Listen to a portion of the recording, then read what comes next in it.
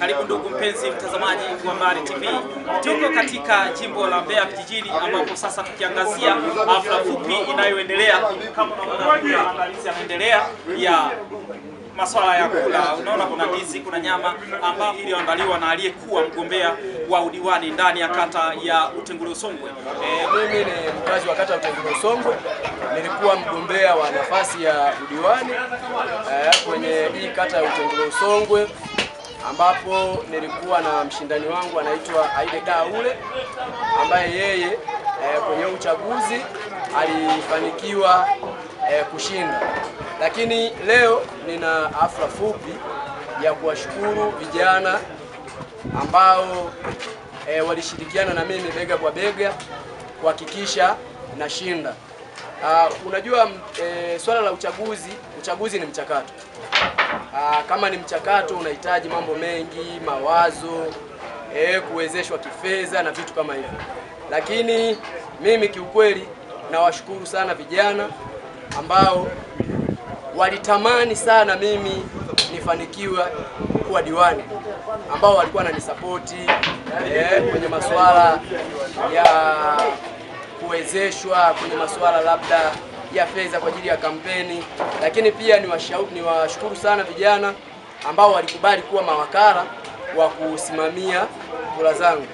Kwa hiyo watu wengi huwa wanapenda kupongeza pale wanapokuwa wamefanikiwa kushinda, lakini mimi naamini swala la ushindani, kushinda au kuto kushinda ni malengo. Anayeshinda anakuwa ametimiza malengo na unayeshinda unakuwa umetimiza malengo, kwa sababu nafasi ilikuwa inahitaji mtu mmoja, lakini wagombea tulikuwa zaidi ya wawili, kwa hiyo ilitakiwa patikane mmoja. Lakini mimi ninachoweza kuzungumza kwa vijana wenzangu ni kwamba sisi, ili taifa la Tanzania ni taifa letu, wala hatuna taifa jingine. Kwa hiyo rai yangu ninaendelea kuwaasa vijana ambao wanaamini, wana ndoto za kulitumikia taifa hili kwa nafasi mbalimbali, nafasi za kisiasa, kwamba wasikate tamaa. Ijapokuwa wanaweza wakapitia mazingira magumu, mimi rai yangu ni kutokukata tamaa. Kwa nini nasema wasikate tamaa? Kwa sababu ukichukulia tu mfano wa huyu rais wa Zambia, amegombea zaidi ya mara 6. Mara zote hizo ameshindwa, lakini baadaye alikuja kufanikiwa kushinda. Kwa hiyo mimi ninachoamini ni kwamba unapokuwa unashindana, kuna swala la kushinda na swala la kushindwa. Sasa mimi nimeshindwa, lakini nimeona ni vema nikakutana na vijana wenzangu ambao walikuwa bega kwa bega na mimi kuhakikisha kila jambo tunalolipanga ili mimi niwe diwani linafanikiwa, japokuwa halikufanikiwa.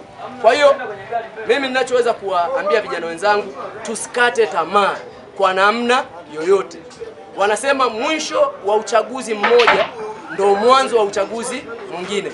Kwa mimi kwa umri wangu bado ninao nafasi ya kuendelea kutimiza ndoto zangu, kwamba naamini na mimi nataka kuwa na mchango kwenye jamii inayonizunguka, kwamba naamini kupitia mimi kuna vitu ambavyo ningeweza kuvifanya kwenye kata yangu. Kwa hiyo unapokuwa unaomba nafasi ya kuwa mtumishi au kiongozi wa eneo husika, unakuwa una ndoto zako. Na mimi kwenye kampeni zangu niliwaambia vijana kwamba sisi kama vijana tunayo nafasi kubwa sana, kwa sababu serikali tayari imeweka mfumo wa kukopeshwa vijana pale halmashauri, lakini vijana wengi ile mikopo wafanyeje, hawaipati. Sasa mimi niliwaambia kama nikifanikiwa kuwa diwani, nitahakikisha na waunganisha vijana ili waweze kunufaika na hiyo mikopo inayotolewa pale halmashauri. Kwa hiyo pamoja na kwamba sijashinda, lakini bado ninayo nafasi ya kuendelea kushirikiana na vijana kwenye changamoto zote zinazotukabili kwenye kata ya Utengule Usongwe. Ndio maana leo hii mimi sijashinda kuwa diwani, lakini nimewakusanya vijana ambao na wao wanaamini kwenye vijana. Tuko pamoja, tunasherekea, tutashauriana nini cha kufanya.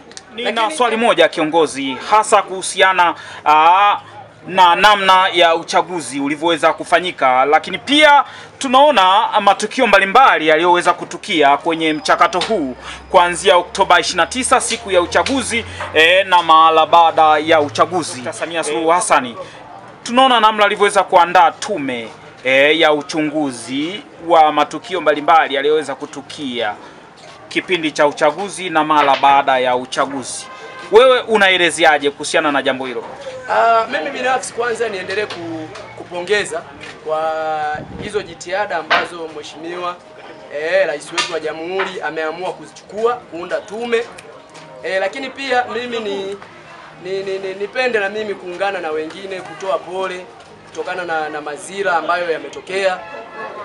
Na wengi waliopata hayo mazira kwa asilimia kubwa ni vijana ambao mimi mwenyewe ni kijana.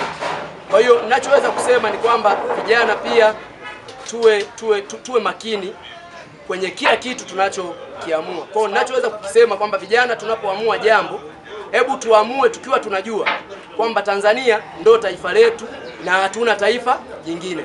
Sasa swala la kutengeneza hiyo tume, nimeona watu wengi kwenye mitandao ya kijamii hususani wapo wanaobeza, wapo wanaokejeri, lakini ikiwa sisi kama Watanzania tunadai katiba mpya na Mheshimiwa Samia amefanya kile alichokifanya kutengeneza ile tume, ni kwa mujibu wa katiba ya Jamhuri ya Muungano wa Tanzania kwamba anayo mamlaka ya kutengeneza, ya kuteua hiyo tume ili iweze kushughulikia haya mambo.